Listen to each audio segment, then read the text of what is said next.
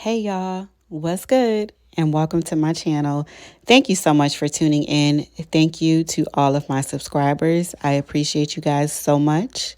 Let's remember to have healthy dialogue, be respectful to ourselves and to each other, and to challenge the argument and not the person. Let's get it. Hey everybody, thank you so much for tuning in.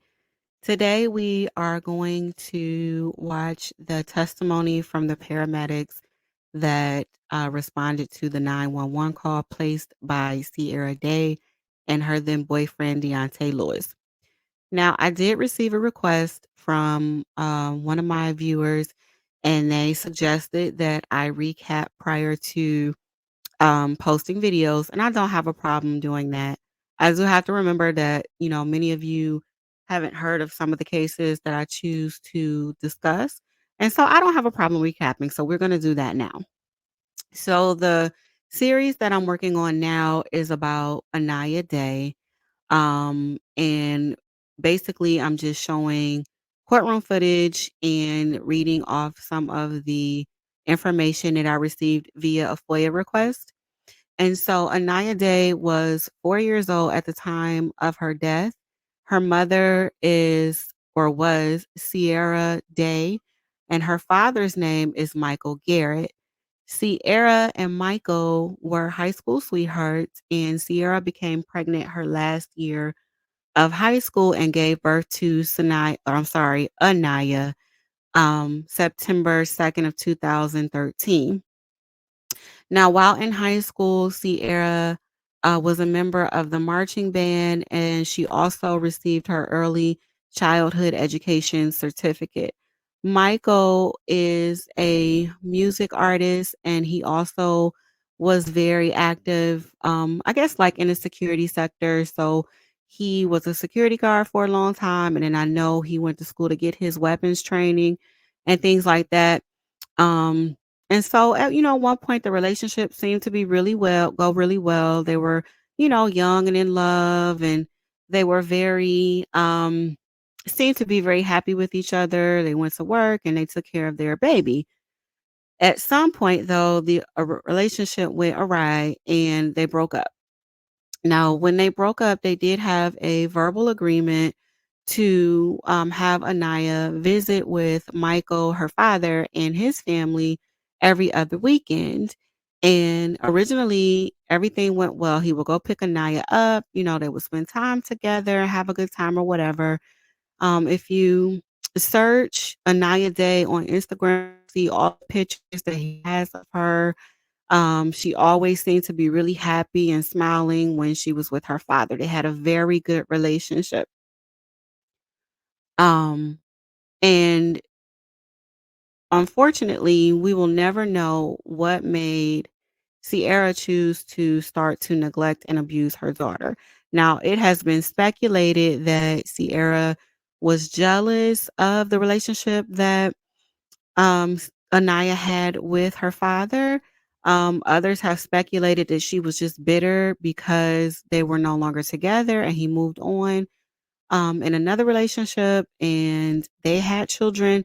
We will never know. But again, he was coming to pick Anaya up regularly, spending time with her, taking good care of her. And I'm just going to assume that Sierra was just jealous and just bitter. And she went and got a restraining order so that Mr. Garrett would not be able to see his daughter anymore. Now, prior to her getting the restraining order, she had started physically abusing Anaya, and Michael and his family noticed like bruises and cuts and scrapes on Anaya, and she was also being um, starved. And so Michael reached out to, Child Protective Services to let them know, hey, I believe my daughter is being abused while in the care of her mother, and I need somebody to intervene. And they did go to her house, but unfortunately, they felt as though there wasn't enough evidence to bring forth a case on Sierra. And so all of her cases were closed. And so, Michael and his family, they kept going to the Child Protective services office to let them know, hey, again, my daughter's being abused. He went with evidence, photo evidence, and even had Anaya speak with them, and still nothing came of it. So finally, with enough push, he was able to get a hearing for emergency custody. But unfortunately, Anaya died before the hearing. Now, what you will learn through the videos that I'm going to post is that Sanaya was physically abused for at least a year, maybe even longer. She did report the abuse to her daycare. They made incidents about it, but they did not follow through. So we all know that child care facilities are mandated reporters, and so they are to report when a child comes in with any kind of visible signs of abuse, or if a child is saying, my mom or dad are abusing me and things of that nature, they're supposed to take it very seriously, create an incident report, and they're supposed to report it to authorities. Well, the daycare did not. It wasn't until the daycare that Anaya was going to, the new owner took matters into her own hands. She contacted the police, and the police came and escorted Anaya to the hospital. Unfortunately, they did release Anaya back into the care of her mother. And so Sierra, trying to protect herself, withdrew Anaya from the daycare and just kept her at home. So she would leave Anaya at home all day without food, without access to water, without anything. And mind you, Anaya was only 3 or 4 at the time. So she would leave her there, force her to stay in her bed all day while she went to work. She would then come home, starve her for the duration of the evening, physically abuse her, and neglect her until she died. So that is the entirety of the case in a nutshell. Deontay Lewis was just her boyfriend at the time. They did meet in high school, but they did not date until 6 months prior to Aniya's passing. The reason why he was arrested and charged and eventually convicted was because he did nothing to intervene, and he didn't alert the authorities of what was taking place. He did nothing to try to prevent the abuse. He just kind of stepped back and let Anaya, pass away. And so that's why he was charged with the same charges that her mother, Sierra, were charged with. So I hope that catches everybody up to speed. I am now going to play the continuation of day one. This is the testimony of the paramedics that arrived at Sierra Day's apartment on the morning of March 11th, 2018.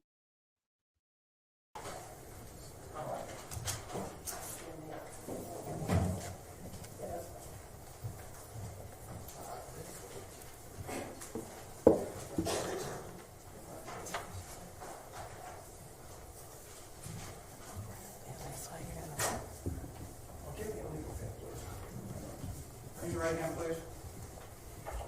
You solemnly swear you'll testify to the truth, the whole truth, and nothing but the truth, and this you do as you so answer to God of the pains and penalty of perjury. Make sure you speak directly into the microphone. You can adjust the microphone. The seat will not adjust.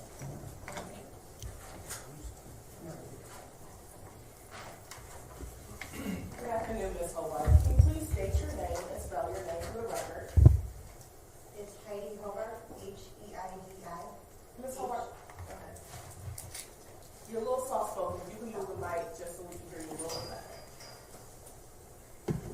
Go ahead, ma'am. Heidi Hobart, Heidi, Hobart. And ma'am, are you employed? I am, yes. Where are you employed at? Chagrin Valley Regional Dispatch. And what do you do at the Chagrin Valley Regional Dispatch Center? I'm a police and fire dispatcher. And how long have you been employed as a police and fire dispatcher? 16 years. And what sort of training experience? Judge will stipulate that she's adequately trained, she knows what she's doing, and they can play the tape, which move matters along. Is that a stipulation from both? Yes. Very good. Ms. Hobart, were you working as a dispatcher on March 11, 2018? Yes. And what was your assignment that day? I was a police and fire dispatcher. Okay. And what sort of things did you do as a police and fire dispatcher? answer phone calls for emergency, non-emergency lines. And how are those calls maintained? Are they recorded? They are, yes. Okay. If you were to hear a call, would you recognize your voice? I would, yes. Can I please approach, Your Honor? May, go ahead. Thank you.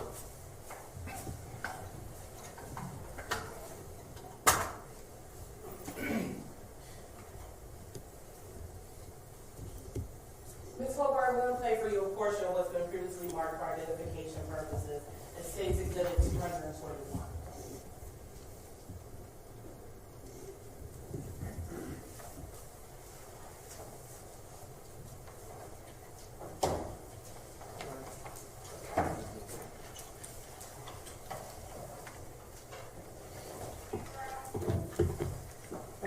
What's the address of your emergency?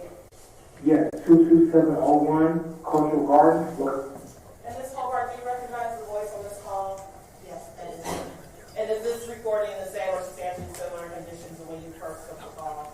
Yes. Ohio. What's the name of the street? Lakeshore. Okay, what's going on at 2271 Lakeshore Boulevard?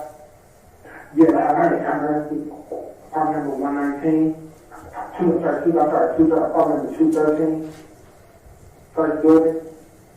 213, you said? Yes, the first building from the Cultural Gardens. And what do you need an ambulance for, sir? Yes, my daughter's having a hard time breathing. She's breathing, but she's barely breathing. Is she able to talk in complete sentences? No, she can't. She's not talking in complete sentences at all. How old is she? 4. She had fell out and was trying to going on with her. Is she conscious now? Is she conscious? Yes. So, but she's not really breathing, she's not speaking, she's not responding to it. Is she awake? Her eyes are open, yes. But she's not really alert? She's not saying anything or responding to us. When I press down on her chest, she'll make a sound. Okay. Don't press down on her chest, okay? No, with 2 hands. 22701 Lakeshore Boulevard, apartment 213. Does your Yes. daughter have a history? Does she have a history or Does what? she have a history of any breathing issues? No. What was she doing before this happened? Well, she's been acting a little sick. We went to Red Lobster last week. I thought it was because of that, because she started acting weird. I thought it was like a stomach virus or something of when she ate or whatever. And I noticed that she's been at home. We started like feeding her, and she was just throwing everything up. So gave her ginger ale. She threw ginger ale up. I gave her Tylenol. She spit that up. Okay. When's the last time she ate or drank anything? We tried to give her some breakfast in the morning, and she ate like a little bit of it, but it's like she kept chewing. She was prolonged and chewing it for a long time. She's been having these flu-like symptoms for how long? It started last Thursday when we came for the last, and we noticed she started acting weird. Since last Thursday? Yes, As in like a few days ago? yes. She been running a fever? She was a little hot, but then her body would like just be weird to turn cold. What is your name? Aniya, A-N-I-Y, What's your last name? D-A-Y. And a phone number for you? 216-536-0790. Did you guys try contacting the child's pediatrician? Did we try? Yeah, did you call our pediatrician when you started? No, I actually just spoke to a 24-hour nurse.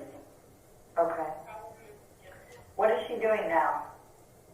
But now I just got her sitting up. I tried to even do mouth to mouth. Well, if she's breathing, you probably don't need to do CPR. Do you know what I'm saying? Cause I put my fingers, I don't know, I'm just trying to figure out what else can I do. Like I put my hand up to her nose to see if she was breathing, and I didn't feel no air coming out. Like she got her eye open. Wait a minute, is she not breathing? No. Your child is... Pausing the call at 3 minutes and 53 seconds. that this victim is not breathing? It was at that time when we realized that. Based on, how is it that you proceed to give someone information as you have them on the call? Do you go based off of what they inform you of? Yes. Do you provide different instructions based on whether or not a child is breathing versus not breathing? Yes. Why is that? If they're not breathing, we need to get CPR started immediately. Resuming the call at 3:53. Not breathing? No, Okay, let's do CPR then. that's what I'm trying to do. I didn't do my whole force two hands. I did two fingers basically is what I'm doing.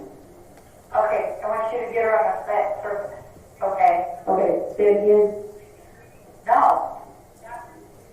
They just told me yes, we're gonna start CPR right now. Okay, put the phone on speaker. Put the phone on speaker. Yeah, let's put this phone on speaker, okay? If you guys have an AED available, I want you to send someone to go get it right now, okay? What available? An AED machine? Stopping the call at 4:36. Why are you asking someone to go get an AED machine at this point? That's protocol. And what is an AED machine? It's a machine that they can hook up to a body to deliver shocks in time to restart the heart. Resuming the call at 4:36. No, Okay. we don't have that. Alright, place your daughter flat on her back on the floor, okay? Okay. Kneel down near her chest. More on her neck. She is definitely not breathing, correct? Yes. Okay. Place the heel of your hand in the center of her chest. Put your other hand on top of the first hand. I want you to push down firmly on the chest at least 2 inches, only to the heel of your hand. Okay? We're going to do it 30 times, just like you're pumping her chest, okay? You're going to count out loud with me. Are you ready? Okay. 1, 2, 3, 4, 5, 6, 7, 8, 9, 10, 11, 12, 13, 14, 15, 16, 17, 18, 19, 20, 21, 22, 23, 24, 25, 26, 27, 28, 29, 30. We're going to keep going, okay? Hard and fast. Okay? She starts breathing, and we're going to stop. We're going to keep doing this. Keep going. 1, 2, 3, 4, 5, 6, 7, 8, 9, 10, 11, 12, 13, 14, 15, 16, 17, 18, 19, 20, 21, 22, 23, 24, 25, 26, 27, 28, 29, 30. 1, 2, 3, 4, 5, 6, 7, 8, 9, 10, 11, 12, 13, 14, 15, 16, 17, 18, 19, 20, 21, 22, 23, 24, 25, 26, 27, 28, 29, 30. Keep going, okay? The squad just called they're on scene. I need one of you guys to get up and go open the door. Okay? Is she still not breathing? Pausing the call at 6:42. At this point in time, why are you giving instructions for someone to go and open the door? Because the ambulance had just arrived on scene and they need to be let in. Resuming the call at 6:42. Breathing? Yeah, she made the sound whenever we do that, whenever we do the little pumping thing, she made the sound like that. But then Is she breathing? Check her nose. Somebody should still be pumping. you feel cold air. Then she feel cold air from out the nose. There's cold air coming out of the nose? Yes. Okay, she's got air coming out. Is her chest rising up and down? No. Her chest is not. Alright, keep pumping. Okay, if her chest isn't going up and down, I want you to keep going until the squad can start to take over. Stopping at 7:22 in the call. Why do you give the instruction at the point in time when her chest is not rising to keep pumping this over? Because that was indication that she's still not breathing. Resuming the call at 7:23. Let me know when the squad opens the door. 1, 2, 3, 4, 5, 6, 7, 8, 9, 10, 11. But she said, I'm ready right now, guys. What? The paramedics are now. All right, let them take over, okay? Alright. All right, thank you. Okay, hold on.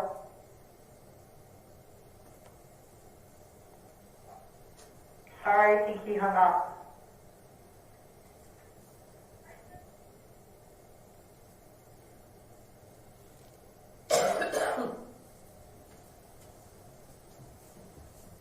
Ms. Hobart, as this call was occurring, based on your training experience, is there anything unusual that you noted? Objection. Go ahead.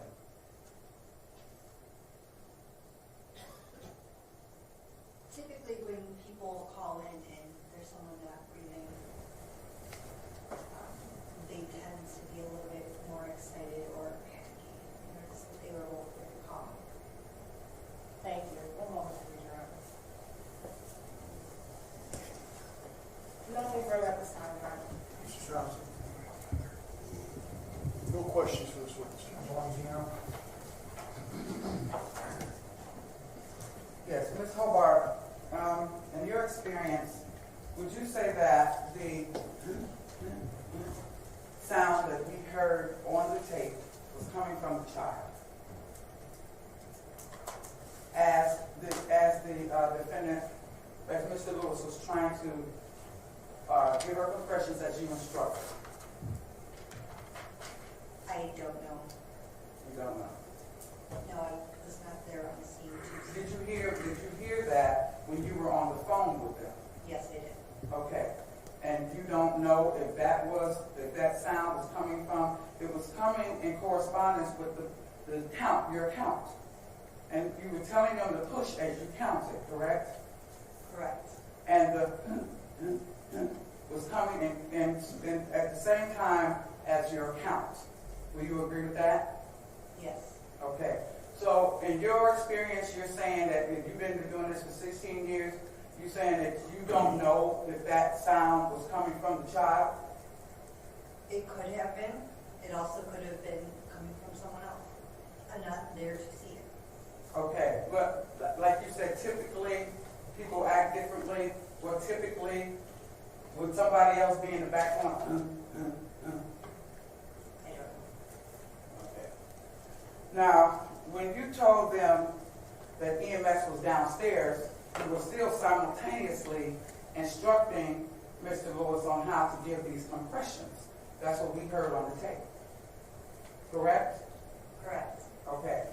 So you couldn't keep trying to revive this child and go downstairs at the same time. Now, did you know that their apartment was on the second floor and they had to go down to the first floor to open the outside door in order to get in and come up to the second floor to get in their apartment?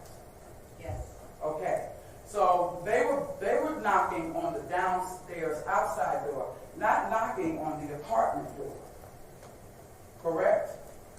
I don't know. I was not there.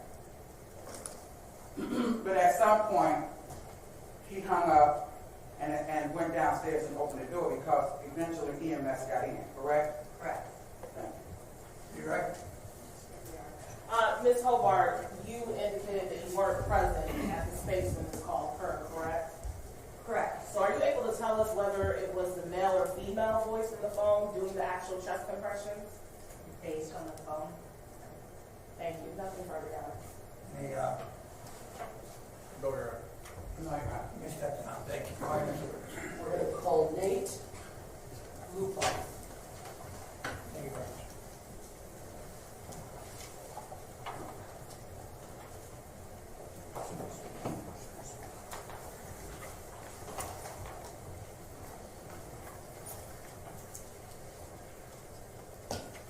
Anna, what was the exhibit number? 21. 229.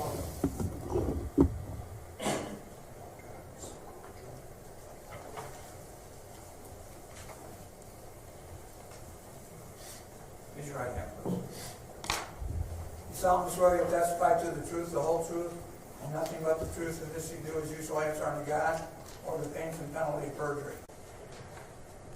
You have to be seated, speak directly into the microphone, you can adjust the microphone, the seat will not move.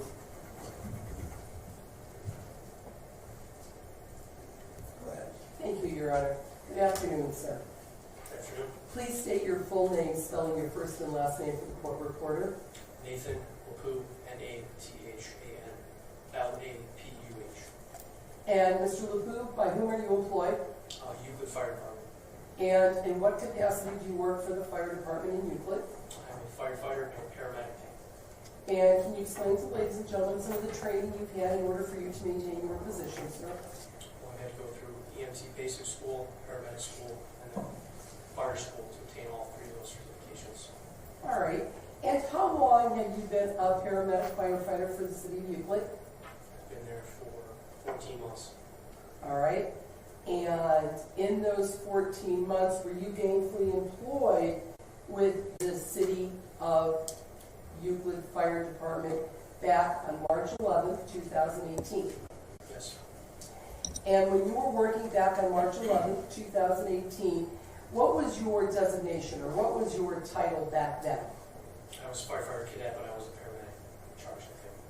I'm sorry? I was a paramedic in charge that day. All right. And when you say firefighter cadet, what does that mean? It's your probationary period. So you get employee reviews, and you're under a microscope for 2 years until you're officially sworn in firefighter first class. Okay. And with regards to the paramedic, had you fulfilled all of your obligations and certifications in order to become a certified paramedic? Yes. So back on March 11, 2018, you were a certified paramedic and a cadet firefighter. Correct. All right? And can you just tell us, just briefly, what's the protocol in your department once you receive a 911 call? Does the fire department also go out with the ambulance? Well, we are both. We are the fire department and we are the ambulance. Okay. So we have a set group of guys there that day. We are assigned to a rig or a vehicle, position of that vehicle. So I was the medic that day. I had a driver for the ambulance that day. And then there were gentlemen on the truck that day as well.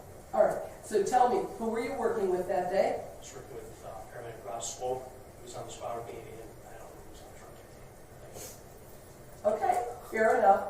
And just generally speaking, after you go on a call, do you write down or memorialize your findings in a report?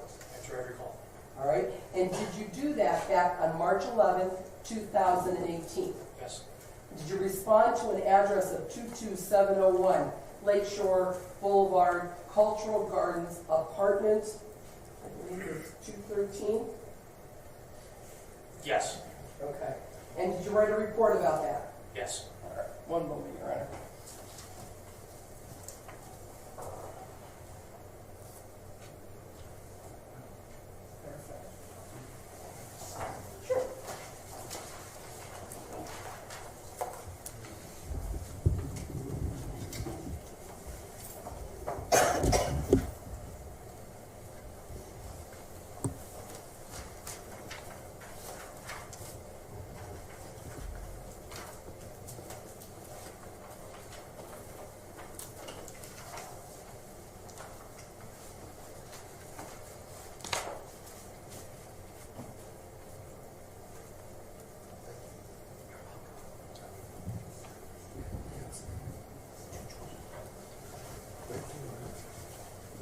Your Honor, may I approach? May I see where? Sure.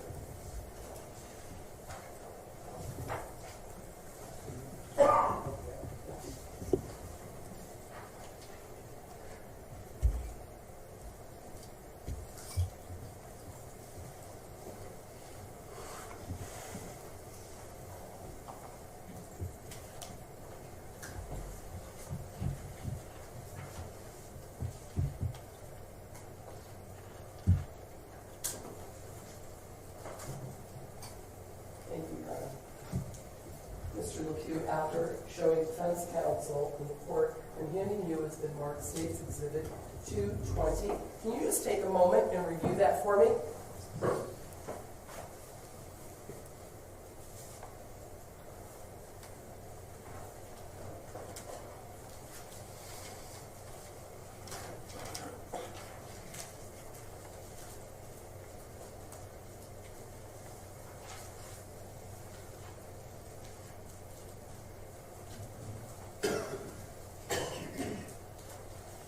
Did you review State's Exhibit 220? Yes. And can you just tell us what is State's Exhibit 220? This is the report for that call to address you said. Okay? And did you yourself go to that call and make this report? Yes. All right. And we'll talk about the report in a minute, though. But tell me, once you arrived on scene, what was the call for when you got the call on March 11, 2018? You were initially dispatched for respiratory distress. All right. And about what time was that at? Dispatched at 15:25. 3:25. In the afternoon? Yes. All right. Can you please walk me through it? How did you get there? Where did you go? We left the fire station, started driving to the address, and about halfway there, we received an additional phone call from dispatch saying that the patient is no longer breathing, and that they're starting CPR. All right. So we continued in and went about our calls we normally would. All right. So when you get to Cultural Gardens, can you explain to the ladies and gentlemen of the jury what kind, is this a house, an apartment, a duplex, or an apartment building? It is a apartment building, multifamily, multi-story as well. There's 3 of them back there, ABC building. So it's just a standard rest building. All right. So how did you get in? Right through the front door, front lobby. Did anybody have to let you in the front door? The front door of the lobby, no. The front door of the actual apartment, yes. All right. So let's start. So you were able to go through the front door of this apartment complex. Correct. All right. Where did you go next? I took the stairs and I ran up the stairs to the apartment I was dispatched to. Okay. And was the door open for you? No. What did you have to do? Pounded on the door numerous times. All right. Were you there by yourself or were you there with somebody I else? was there with EPD. Okay. You need to tell us what is EPD? I was there with the police department. They had responded and arrived at the same time as us. Okay. So what are you doing at this point, sir? I'm still pounding on the door, waiting for somebody to answer. Let me interrupt just to clarify. Is this the apartment door or a different door? This is the apartment door. We have access to the main building, and then once we get in, we do not have access to each individual apartment. People can change locks as they desire, so we have to wait for somebody to answer the door. So as you are in the building now, so who's pounding on the door? I am All right. How long do you pound on the door before you're let in? 4 or 5 times repeatedly, yelling, fire department, fire department, fire department, and for every time, still no answer. All right. What happens next? Finally, someone answers the door. I thought it was odd. I asked, is this the right apartment? And then, yeah, opened the door, and that was the scene. All right. When the door is open, who opens the door for you? Man, All right. And you come to learn that that's Deontelewis. yes, All right. And is he sitting here in this courtroom? yes. Can you tell me where he's sitting and what he's wearing? It's right there, the vest and the white shirt. Your Honor, let the record reflect that this witness has identified Deontelewis. All right, sir. So, Thank you. When the door is open, what are your first observations? I noticed a child on the ground and a female administering CPR to the child. At that time, the room was really cold. She was underneath the air conditioner at the time. And that was it. So, what do you do? I immediately walk over to the patient, check for a pulse, and I start asking questions to the male and female on the scene as to what had happened prior and why she is the way she is. So just go from there. All right.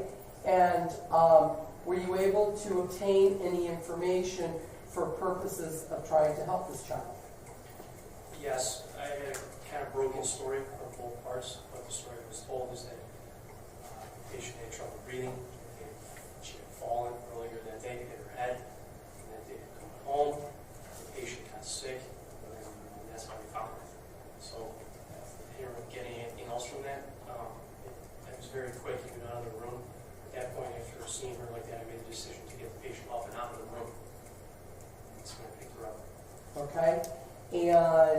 what do you do then? You pick up this child and where do you go? I start running down the stairs to the ambulance. Okay? Once you run down the stairs, where do you go? Right back down into the lobby, right out the front where we came in, and then right back into the ambulance, which is right out front. Okay? When you went to the ambulance, where did you put the child? Right on the cot that was in there. And what did you start to do? We started to cut her clothes off so we could get access to her. And When you cut her clothes off, Mr. Lupa, what did you notice? burns in different stages, cuts in different stages of healing, multiple contusions across her body. Very skinny, and I could see all of her ribs, her bones. Didn't look very malnourished.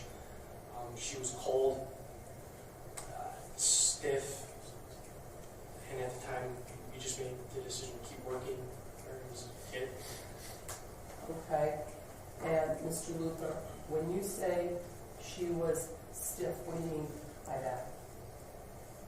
For my education, when we were working something like that, they're stiff. They had not recently just gone into cardiac arrest. They had been in cardiac arrest for some time. Overruled. Go ahead.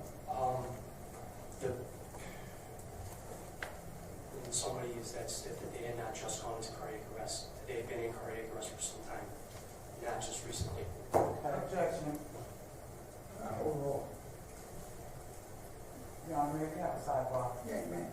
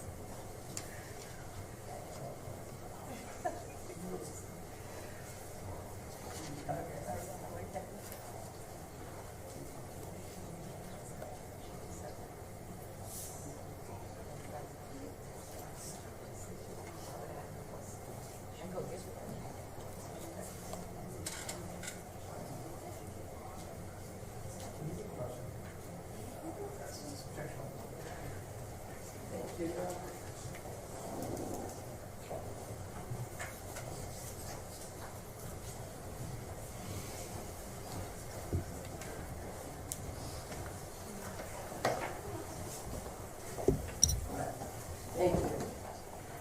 All right, Mr. Lupa, you indicated to us that you started some life-saving measures. Yeah, initially, those are basic blood measures. Earlier CPR. We attempt to ventilate the patient, but at the time, we made the decision to take the patient and move them to an environment that I was more comfortable with. And I knew the rest of my materials were at and have everything with me right there on the scene. Okay. Were you able to intubate? Negative. No. Okay. Why is that? Her jaw was extremely stiff. Like I mentioned earlier, her body was stiff. And I couldn't get the jaw open to actually attempt intubation. Okay. And were there other members of your team in the ambulance with you? Yes. Okay. And during that time, were you able to obtain a pulse? Oh, All right. And did you try to obtain a pulse? yes. Okay. What did you do? Just tell us what steps you took to obtain a pulse. We continued CPR. We attempted intubation. We noticed we could not intubate her bagged out mask, which is ventilation through a bag. Just take a deep breath. Yeah. That's all right. That's all right. Mr. Lupo, was this your first scene with a child? For a child like this, yes. All right. When we talk about a bag, valve mask, what are we talking about? is a device that we use to breathe for people who are unable to breathe for themselves. It's a mask that creates a seal over your nose and your mouth. And every time we introduce air into your lungs, we essentially breathe for you when you are not breathing. And when you saw intubation earlier, as a more advanced form of ventilation that we do. And were you successful in using that bag valve mask in trying to obtain any pulse or breathing from this child? I'm sorry, could you repeat? When you were using the bag valve mask, were you able to get any breathing, any air, anything that was coming out of the child? No. Everything we were doing was just us doing it. Okay. And how long were you on scene?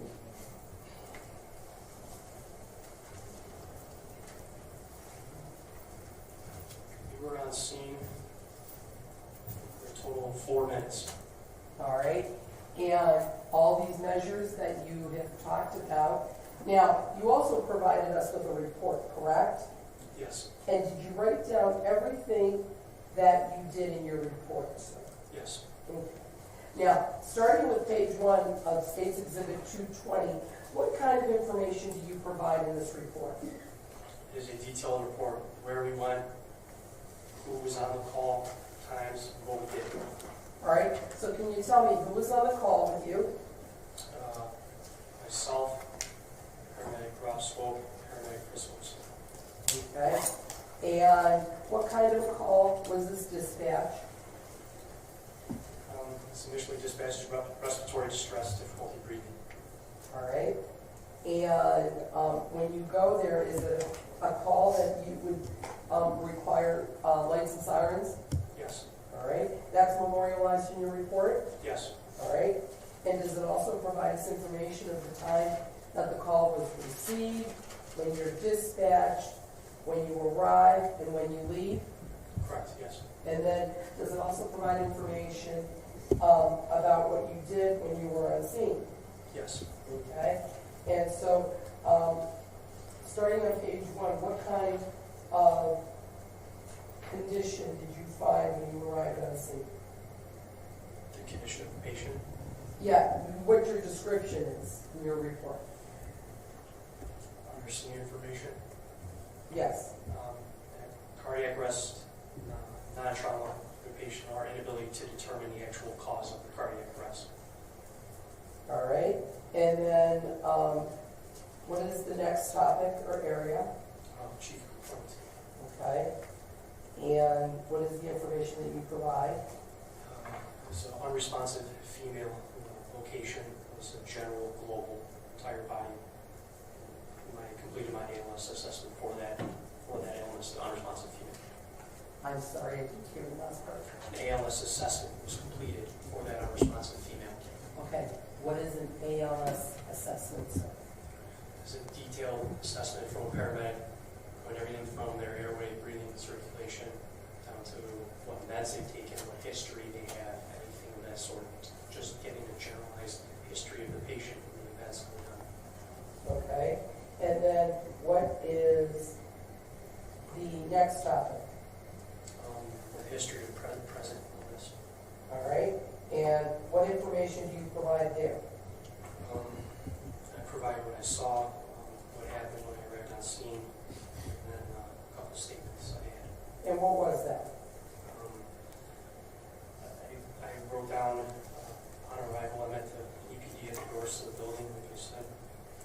EMS and EPD, so us and the cops were at the apartment. I wrote down, I knocked multiple times on the door to attempt to get someone to open it. I wrote what I saw. Upon entry, I saw the child on the ground underneath the air conditioner, a female mother trying CPR. I know that the apartment was in normal condition. The child was severely emaciated and had facial injuries.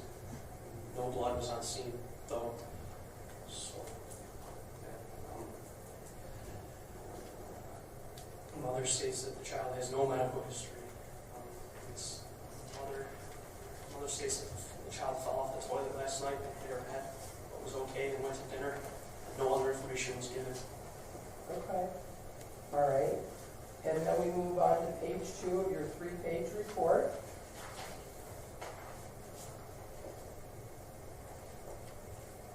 And what were your findings as to your neurological exam? Her level of consciousness was unresponsive. Did she lose consciousness? Yes. Was she chemically paralyzed? No. And her mental status present was unresponsive. Her Glasgow coma scale was a 3. Okay. I'm going to just stop you there for a minute. What's the Glasgow scale? Glasgow coma scale is what we use to determine patients' state, everything from the eye movement to motor skills to their verbal ability. Can they talk to us? Are they talking in complete sentences? Is it broken up? Are their eyes open, closed? Are they responding to us? Movement, are they moving? Are they still? Are they partially moving? It's the scale that we use to determine a treatment method for it. Okay. And you also indicate to us in this report that the pupils of the eyes were dilated. Yes. Okay, and that the motor and sensory motoring was flaccid. Can you tell me what that means? Nothing there. There's no muscle tone. It is just completely. No muscle tone in the body, sir? Yeah, there was nothing. It was just like dead weight. There's nothing there. Everything is loose. Okay, thank you. And then you also provide more information about cardiovascular and cardiac arrest. Yes. Okay. And what information do you provide us there? Just that her cap refill is greater than 2 seconds, which means her tissues are not perfusing adequately. I'm sorry, I can't. You have to keep your voice up, sir. That her cap refill is greater than 2 seconds, and that tells me right away that her tissues are not perfusing adequately, that there is not blood circulating to those tissues. Okay. And so, as a result of that, what do you do? That's when we start severe. Okay. And did she have any rhythm? I'm unable to determine a rhythm. That's when my monitor determines a rhythm, but there was no pulse. All right. And what does asystole mean? Asystole means that there's no electrical activity going on in the heart. That's what is flatline asystole. That's what that is. All right. And then you do an initial physical finding. So what were your physical findings that you observed yourself, sir? There's a contusion and a laceration on her head. She had a 1-inch laceration on her forehead. There were multiple cuts and bruises in different stages of healing all across her body. There was burn blistering to her ankles. There was a 1-inch burn to her right ankle. Burn blistering on her right lower leg. Burn redness on her right lower leg. Her right lower leg showed a 5-inch second-degree burn to her right shin. Her left eye had a contusion and swelling, and a 2-inch laceration above her left eye as well. Mental status was still unresponsive. And sir, when you're looking for that, and you look at the laceration, do you see any blood? No. Can you tell the ladies and gentlemen of the jury what a laceration is? Laceration is a cut. Cut your stomach with a knife. That's a laceration. All right. And then finally, on page 3 of your report, are these like your final comments, or are these a continuation of your activity that you... I'm sorry, on page 1, on the third page? Yes. That page right there is a timestamp. What happened, what we saw, what we did. And that is everything that you just testified to, sir, correct? Correct.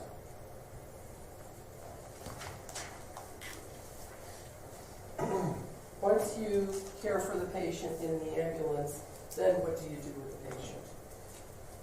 After we've already cared for the patient, we would immediately be transported. All right. And when you get to the hospital, do you give the hospital a report of the condition of the child? Correct. All right. And do you do anything else at the hospital with this child? All we do is we transfer care to the nurses and the doctor at the hospital. And you provide them the information of any potential, excuse me, strike that, do you provide to them information of all the things that you did, life-saving measures for this child? Yes. And any type of treatment that you gave to this child? Yes.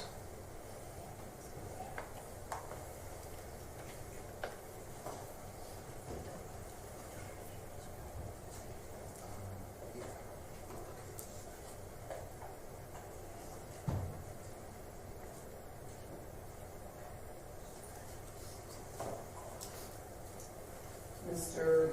LePew, let's just go back to the beginning for a moment, okay? When you first arrived to the apartment,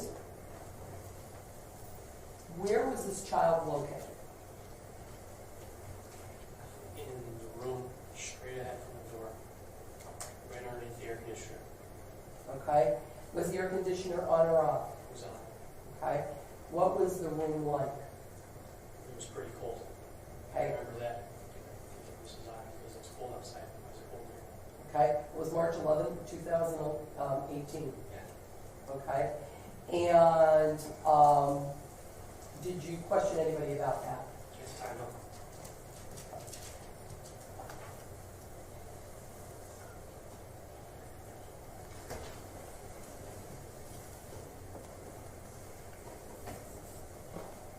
Thank you. No further questions. Mr. Johnson, 1 second.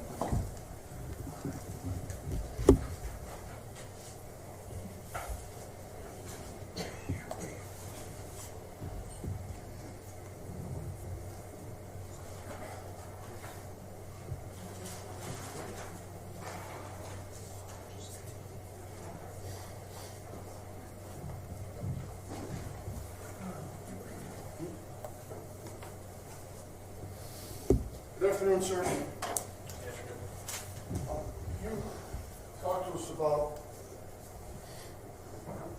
first of all, when you were banging on the door, correct? Yes. And I think you indicated that 4 times you very quickly pounded on the door and yelled, fire, fire, fire. Correct. Was it about as long as I just did it? I don't know. I mean, you were timing that, right? When you came in, you bang on the door and yell, fire, fire, fire, fire. Yes. And then the door was open. You indicated to us or talked about the child's stiffness on the child, correct? Yes. Are you familiar with rigor mortis? Yes. And rigor mortis can set in, are you suggesting that this was rigor mortis? I didn't know what this was at the time. I noticed the child was sick. You're familiar that rigor mortis can set in rather quickly? Yeah. Well, let me ask you this. Are you the right person to ask about that? Are you an expert in how long it takes for rigor mortis to occur? No. Or how long it lasts or anything of that nature? No.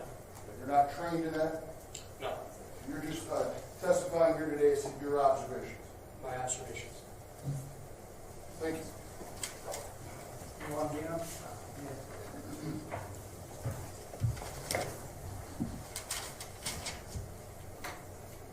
Now, you said you had been working for Euclid EMS for 14 months at the time, by March 11, 2018. No. At the time, she asked me how long I had worked for the city of Euclid. Uh-huh. Currently, 14 months. Okay, how long have you been a paramedic? My career or for the city? By career. 4 years. Okay. Now, you testify that it was you, first of all you're really trained to do is make clinical observations. You're not a medical doctor, correct?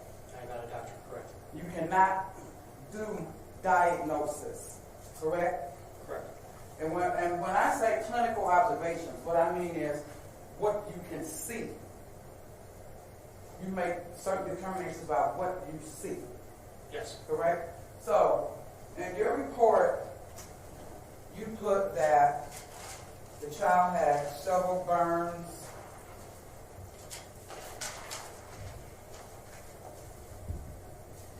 she had several, multiple cuts and bruises in different stages of healing, and burns and blistering. But at were actually not burns? Objection, Your Honor. Are you aware of that? What I was looking at was not burns. Was not burns. At the time, that's what we had thought they were. Well, would it surprise you if I told you that the medical doctors, the coroner, medical examiner said they were not burns? Would that surprise you? Yes. Okay. So what that means is that you're really not qualified to make these type of determinations, correct?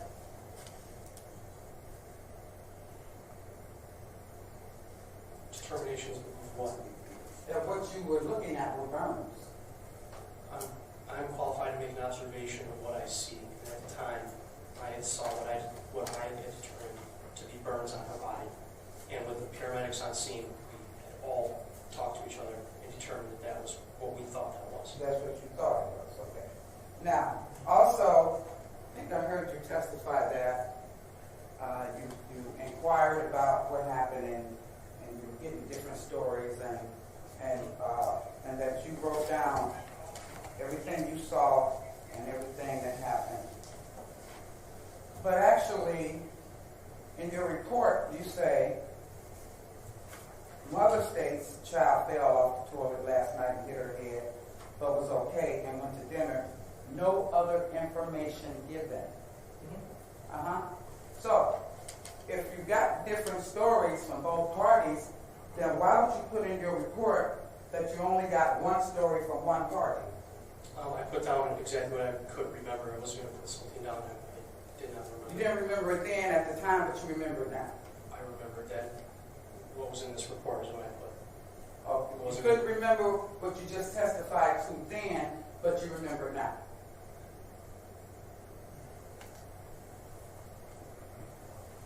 Page 1 at the bottom, history of substance illness.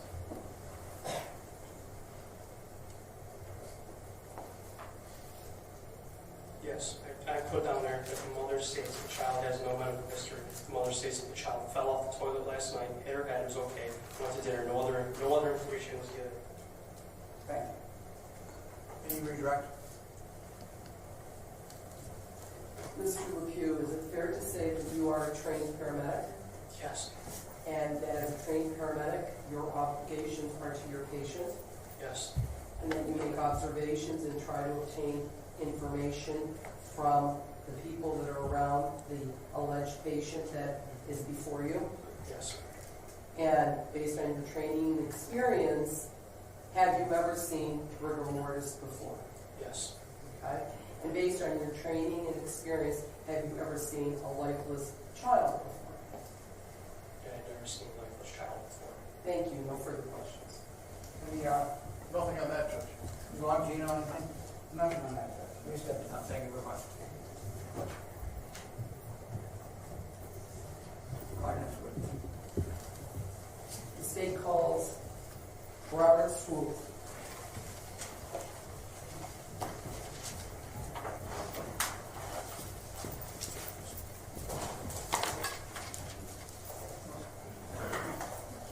Everybody all right?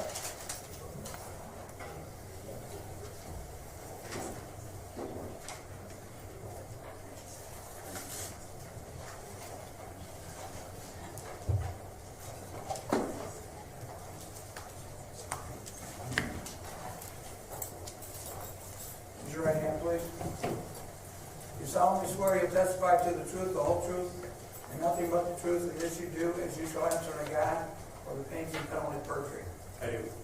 Good afternoon. Be sure you speak directly into the microphone. You can adjust the microphone to speak when I'm adjusting. And quiet. Thank you, Your Honor. Good afternoon, Mr. Swoop. Good afternoon. Please state your name and spell your last name for the court reporter. Robert Swope, S-W-O-P-E. Sir, by whom are you employed? City of Euclid Fire Department. How long have you still been employed by them? 13 years. And what are your primary duties and responsibilities with the fire department? Firefighter paramedic. How long have you been a paramedic, sir? 17 years. And are you also employed elsewhere? Yes. Where else are you employed? I work at University Hospital in Cleveland at the Trauma Center. All right, and what did you do at University Hospital, the trauma center? I mean, paramedic / quarterback for the emergency department. All right, and sir, were you gainfully employed by the City of Euclid Fire Department and the paramedic back on March 11, 2018? Yes, I was. And can you explain to the ladies and gentlemen of the jury, were you also called to 22701 Lakeshore Boulevard, apartment 213? Yes, I was. All right. And can you tell me, sir, what you did when you went to that apartment? Well, initially we got there, I was the squad driver. I sent Nate up to go get the patient or try to gain access to the apartment quickly as we could. I brought equipment up, met him at the door. He was hitting the door, yelling fire department, trying to make entry to the door, and then we proceeded in the apartment. All right. Now, how many calls have you done on, sir? I couldn't tell you a lot. And in that time, when you go specifically to Shore Cultural Gardens, are you able to gain access with the entrance door to this apartment complex? Yes, we have a set of keys called Knox keys that enable us to enter the door and work certain rooms inside the building, All right. but not individual rooms. Individual apartments? Yes, not individual All right, apartments. so this key, nobody had to come down and let you in? No, All right, so you have this particular key, you gain access? yes, All right, and when you go to this apartment, is the door opened or closed? it is closed. All right, approximately how long do you stand there before that door is opened? It's hard to say because of the type of thing, but it's longer than normal in a situation like that. All right, and so what happens, what are your observations when access is gained to this? Judge, can we approach for one moment?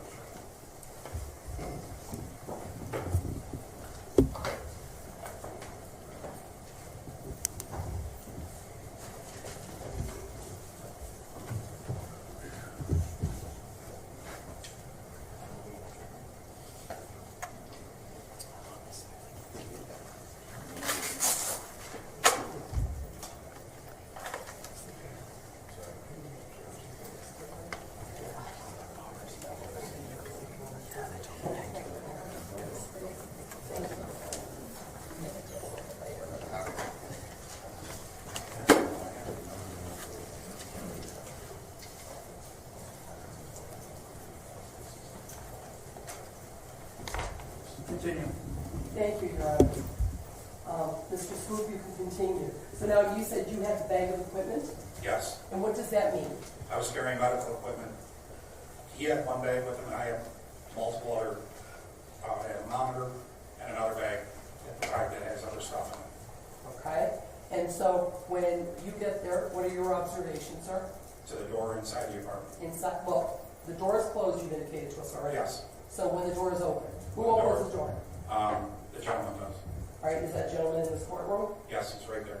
Let the record reflect, right there with you. He's wearing a white shirt with a black vest. Your Honor, let the record reflect this witness has identified the defendant. Go ahead, Mr. Swoop. And then he came to the door, we entered quickly, noticed a child laying on the ground underneath the air conditioner, face up, head towards the window, and the mother doing CPR. All right. And, sir, what did you do? We went in immediately. Nate got down on the ground, started providing care, and then I started asking them questions immediately. Okay. Who did you ask questions to, sir? I was asking them general questions to both. To both of them. Were they able to provide you answers? They provided me some answers, yes. Okay. Who did you talk to, and what questions did you ask, and what were their responses?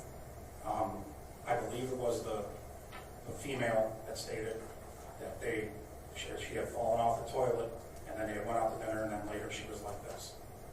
Okay. Did the male provide you any explanations? They were both kind of talking to me. Well, Nate was getting stuff together with the patient. So I was trying to field as much information as I can at once, because we're in a rush here. Okay. When you say you're fielding information and you're in a rush, what do you mean by that? Well, this is a life-threatening emergency, and We try to gather as much information quickly as we can to get everything expedited to get the patient the best care they can get. Okay? And so what happens with the child at this point? Nate, firefighter LaPoo, takes the child, exits the apartment. I pick up the bags and follow him out. Right? And how long had Mr. LaPoo been with you folks? Right as of right now, I'm guessing around 3 years. Okay. Back then? Probably, he was on a very brief time. And so, where is the child brought and where do you go? We go down the steps, we go out the front door into the ambulance. All right? And sir, you are a paramedic? Yes. So what happens in this squad? I was actually outside of the squad initially. I put the bags in, and I just was getting stuff situated because I was the driver of the squad. Then I went in the back, and I observed them cutting the clothing off and performing an assessment. All right, and what were your observations? My observations were the child had probably been deceased for a while, and that was what we observed. Okay. Why do you say that, sir? I say that, from my experience as a paramedic, and she had multiple injuries without bleeds that should be bleeding, and bruising in multiple stages of healing. And she had no signs of life and had obvious signs that she had passed. And what was her general overall health? Poor. Can you describe? She was emaciated, very thin. I'm going to guess 20 to 25 pounds. She was way thinner than she should have been for a child her age. I could see all the bones in her body. She was extremely thin in the face, and she appeared to have been abused at multiple stages. And so what do you do at that point? Is somebody responsible for making the call to the hospital? It was a general thing. We had some experienced paramedics in there, and we made the call to the hospital and advised them of what was going on, but we decided that on scene. All right. When you say you collaborated with the other paramedics, was somebody else with you as well? Yes. Firefighter LaPoo and firefighter Lieutenant Chris Wilson. All right. And who had been on the department? Which one of you had been on the department the longest? Lieutenant Chris Wilson. All right. And yourself? Yes. All right. And based on your training and experience and what you observed in that ambulance, was there any sign of life to this child? No. Did you try to revive her? In our opinion, she was beyond resuscitation efforts. And what was the reason for calling the hospital? We have to give a report, so I advise them of what kind of patient we were bringing in, and also was to give them a heads up of the type of call it was. All right. And did you do that? I did not personally, but yes, we did do that. Somebody else did that? Yes. Okay. And after your treatment and care of this child, did you go to the Euclid Police Department and write out a statement with regards to what you had observed and what you had done in this case? Yes, I did.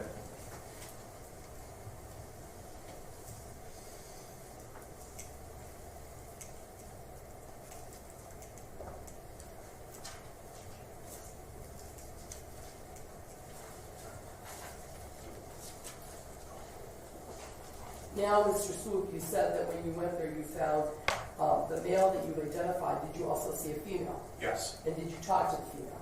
I talked to both of them, yes. All right, is the female in this courtroom? We'll stipulate that he can identify. So no, Thank you for the stipulation, counsel. Thank you. So, did you also memorialize in your statement what she had told you? Yes. And do you remember exactly what she had said to you? Not verbatim, but I do remember. That's okay. If I were to show you your statement to refresh your memory, would that help? Yes.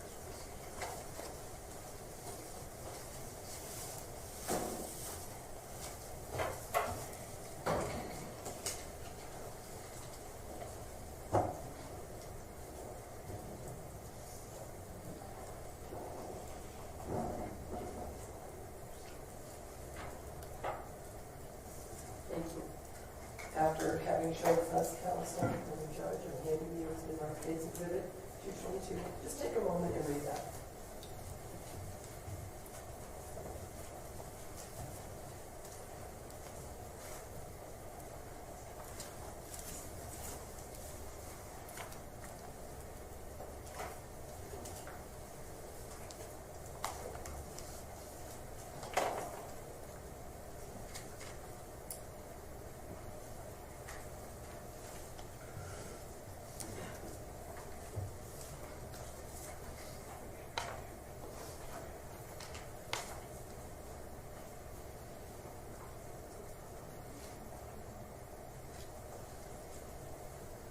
Did you review that, sir? Yes. And is that your handwriting? Yes, it is. And is that your signature? Yes. And does that refresh your memory as to what the defendant said to you? It does. Okay. Can you tell me specifically, identify which person told you what? The man told me the most information, and the woman was very reluctant to give me information. Go ahead. And what did the man tell you? I actually had to. Objection. I had to raise my voice to try to elicit answers from them. Okay. Forgive me. You had to raise your voice for whom? For the female. Okay. Why, sir? She was not giving me. Objection. She was not giving me answers that I thought were appropriate. Objection. All right. And why is that, sir? She was talking in a very roundabout way. Objection. Wrong. And not giving me pertinent information to the patient or what had happened. Okay. And what about the male? Did the male provide you information? Very little information. All right. And did you memorialize that in your report? Yes, I did. Okay. So what did you know to have happened to this child? As far as I had known from them, that she had fallen off the toilet and became like this. That was basically the extent of the information that I had gotten. I had tried to ask a few questions pertaining why the child was so thin. Is like if she had an illness or something like that while Nate was starting to leave, and as they were being more hesitant to give me information, I just left. All right.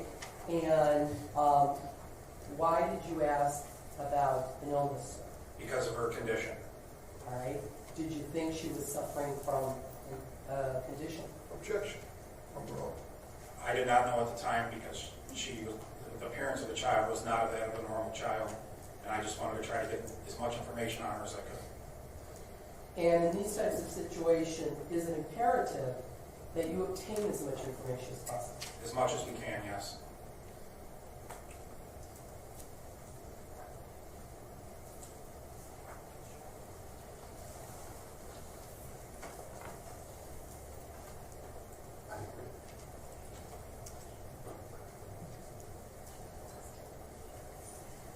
Mr. Swoop, when you go in and you said this child, where was she? Was she on a couch? Was she on a bed? She was laying on the ground with her head facing the outward side of the building, away from the door, and underneath an air conditioning unit. Where was the air conditioning unit? On top of her? No, it was mounted in the wall, below the window, so almost at ground level, and the wind was blowing on the patient. All right. And the head was facing the window? Yes, or she was supine, which means laying face up, and her feet were towards the door, and her head was towards the wall. Okay. On the ground? Yes.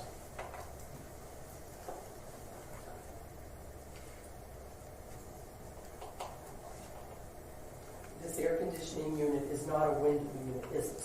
It was not a window unit. Can you describe it for me? In apartment buildings, a lot of times, instead of having a central air system, they have individual units so they can be monitored for electrical use. And this was mounted in the wall below the window. Thank you. No further questions at this time. I have no questions for this witness, Your Honor. Move on, Dion? Yes.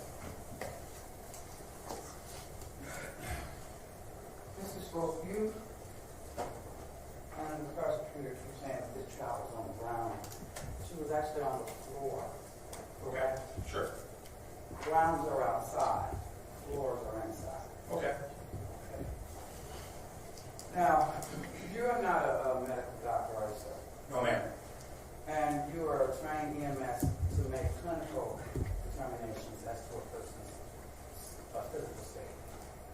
trained in that. You are, I'm saying you Yes, are. I am trained in that. So, you really are not qualified to give a diagnosis as to a person's time of death, correct? That is correct. It's your job to take this person to the hospital so the medical doctors can do a proper diagnosis and can determine a time of death, correct? Yes. So, it's fair to say that you really cannot say how long this child had been deceased. Yes. And you said that when you went to took the child to the truck, she appeared to be non-recessible or whatever it was. Yes. Right? Okay, so, but you are not trained to make that determination because that is a diagnosis of death, correct? We are trained to make that determination. You're trained to determine whether or not a person has expired. You can make that definite, exact determination. We make the call, then we call medical control, and they advise us of the time of death.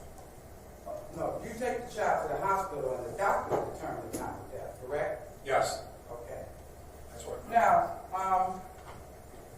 so what equipment did you take? You said that you took the equipment upstairs. What equipment did you take? I took the LifePak 12 heart monitor, which is a cardiac monitor. I took all of the medical drugs, the oxygen, the glucometer. There's a bag that has all of our paramedic stuff to travel outside of the ambulance with. Okay, now you all had already been dispatched that this child was not breathing. Yes. Correct? Okay, so why didn't you take the bag bowel mask? We had that. That was in one of our bags. You took the portable one up there? Yep. Okay, and you administered it there or in the truck? In the truck. So why didn't you administer it there in the apartment? Because it was we call it like a grab and go situation. Get the patient to downstairs to the ambulance where we can work, and that's what we do. Well, if you have this bag right there at your disposal and someone isn't breathing, I mean, I'm not a paramedic, but it makes sense to me that you would administer the breathing apparatus immediately. Patient was pulseless and apneic and cold to the touch. So you made the determination not to put her on a breathing machine until you got to the truck. We grab the patient and we get her the best environment that we could work on. Yes. Okay. Now, you all keep saying that you had to bang on the door. Actually, you banged on the door in rapid recession, and that's when it was open. Correct? False. Okay. What if I tell you that's what your partner testified to? Fire, fire, fire, fire. Then the door was open. That's not. That's We not- banged on the door more than that. Okay, how many times did you bang on the door? I don't know exactly. But it How was long did it take them to open the door? in emergency situations, sometimes time goes fast. If I had to guess, I would say 30 to 45 seconds.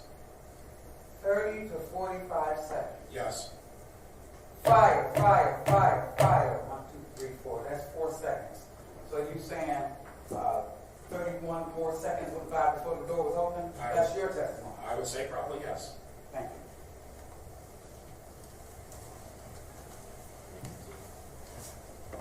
Mr. Swoop, with regards to your training experience, have you gone on scenes where people have been pulseless and you've had to call in and say that they had expired? Yes, I have many times. Okay. When you went to 22701 Lakeshore Boulevard and you banged on the door, did you find that to be a little different when a call came in for a child not breathing? Objection. Yes. Why? Took in, to me, which seemed at the time an unreasonable amount of time to get to the door, which, in my experience, if you have a sick kid on the ground or someone not breathing, We're all going. they get to the door as fast as they can, and they're usually very upset, or waiting in the hallway for you. Okay. Did you have any of those things in this particular situation? No, I did not.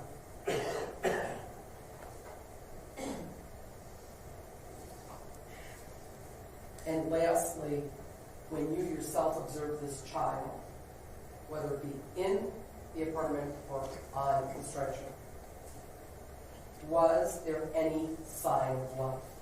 No. Thank you, no further questions. Ms. Johnson? No questions on that? Ms. Longiano?